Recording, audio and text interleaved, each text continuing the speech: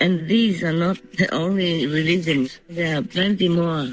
You can never finish it. But I read some of the bigger ones. Like in Hinduism, they call them Bhagavat or Bhagavan or Hindus. They also call Brahman or Paramatma. That is how they describe God in Hinduism.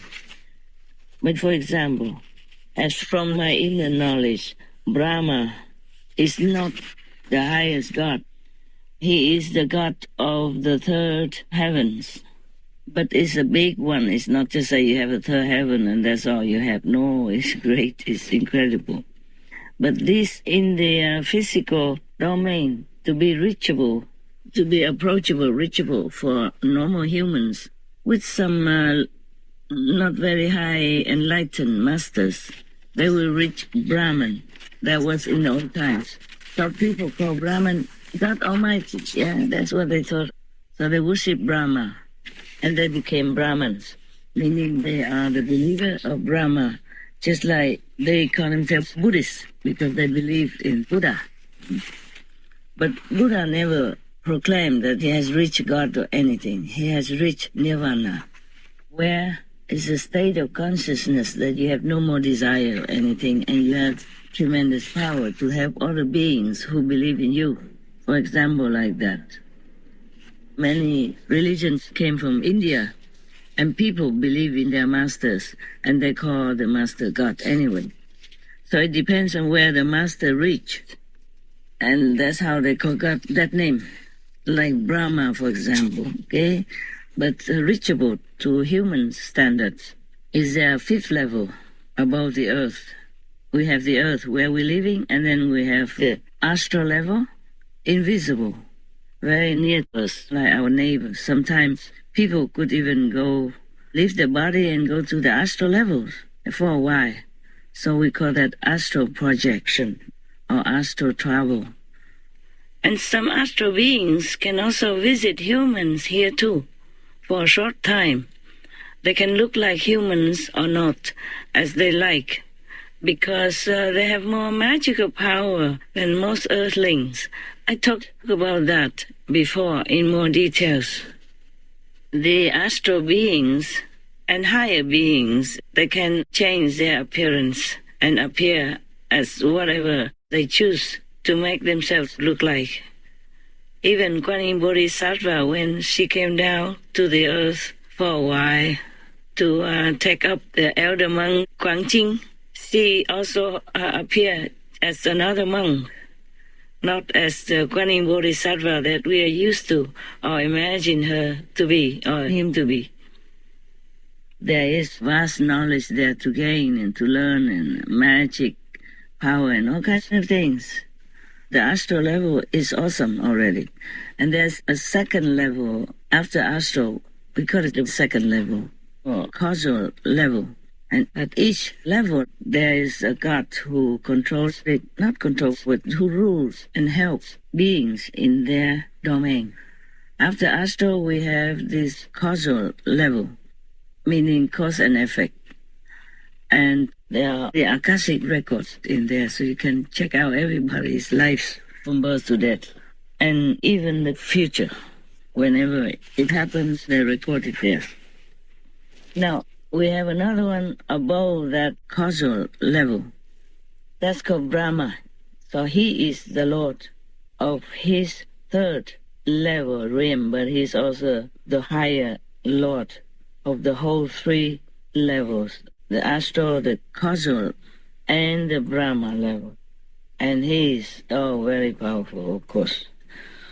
Within these three levels, people are happier, more powerful than the level that we are in right now, meaning the earth level. And above, whenever you reach one of these levels, you will believe this is all there is. There's nothing more that can be better.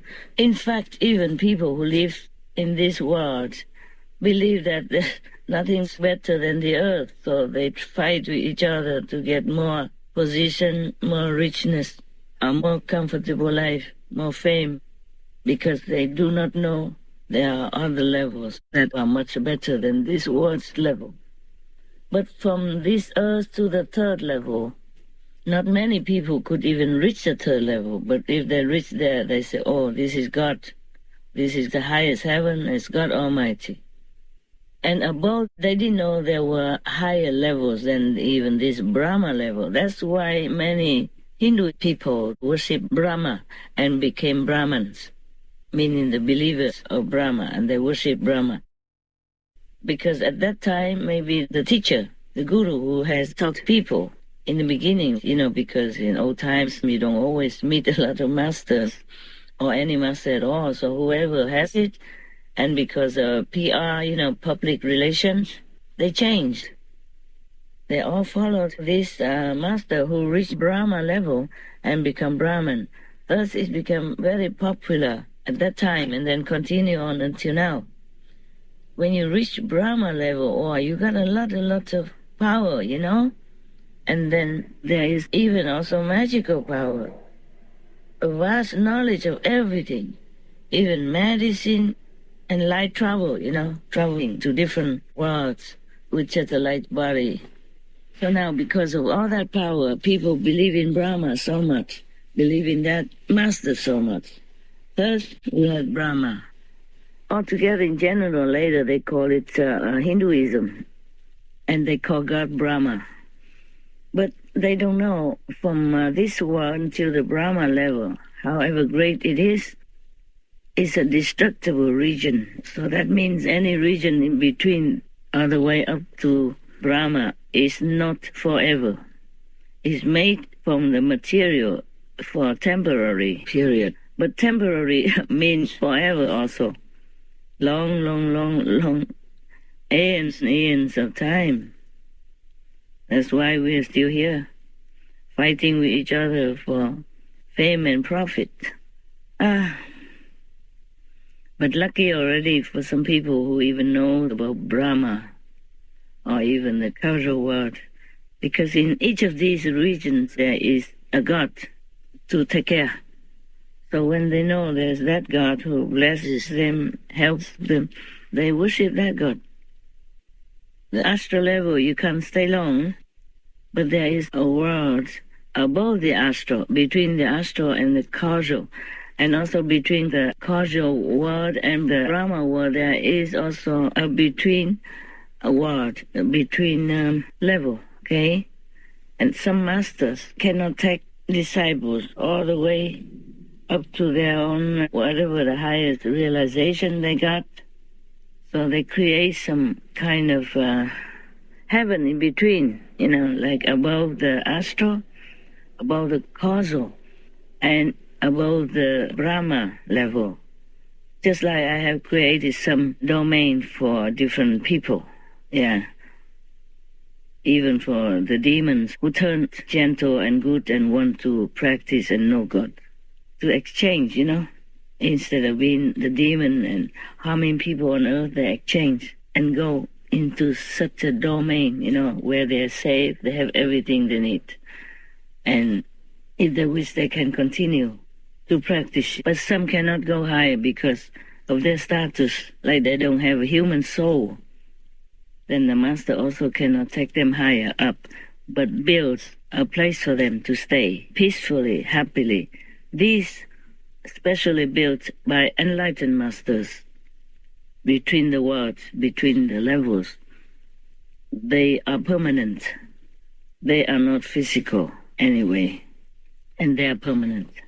The permanent within impermanence is kind of abstract and maybe not easy to understand, but I'm just explaining to you so that you know why some God titles are different, apart from having different terminology because of different languages. There are some masters who reach only certain levels, and so the gods there, we give them their names, their titles like that. But that doesn't mean that it's God Almighty.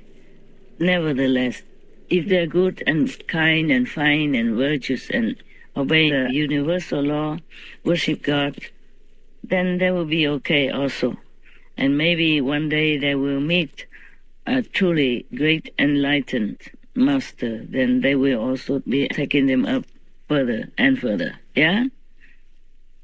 because the real great master teaches everywhere, wherever requested. He or she will come and teach them. So I don't think that the master, after enlightenment, goes back to the father's home and does nothing. It's not like that. But it doesn't matter. The master is not all that busy because he or she can make an extra body to do different jobs, even extra physical bodies to do a lot of jobs.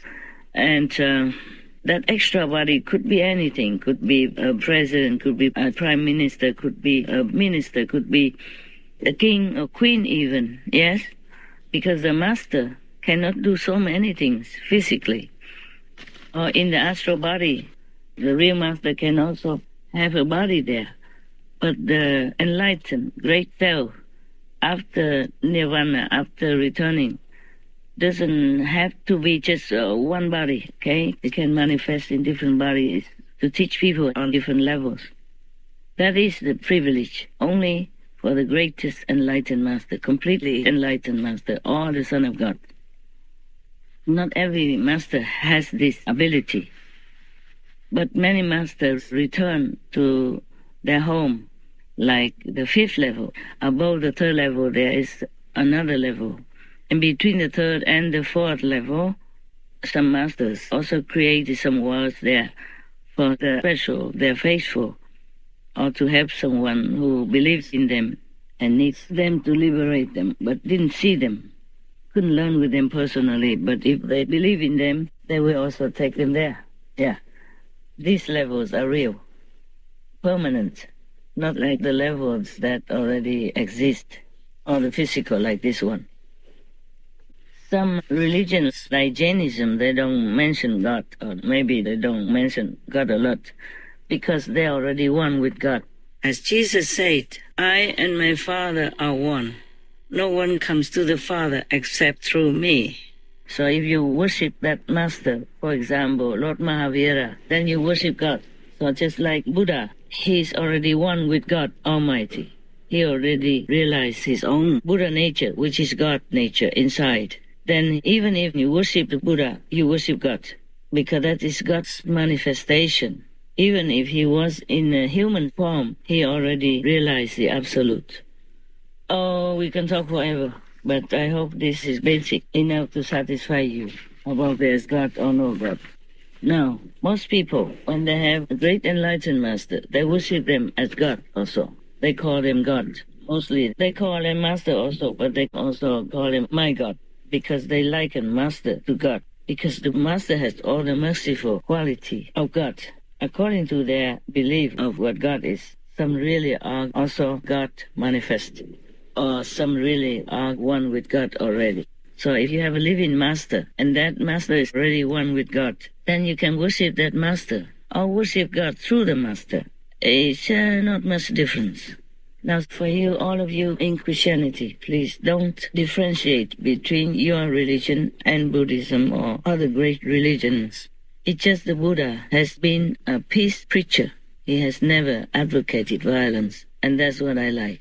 The same with Christianity. But the later followers of Christianity or Islam or other several religions misuse the teachings of Christ and create so much chaos or bloodshed in this world. That must not be. That should never be allowed by any master. But sometimes they are forced into that situation. Like, for example, Sikhism was also relentlessly persecuted by the government at that time.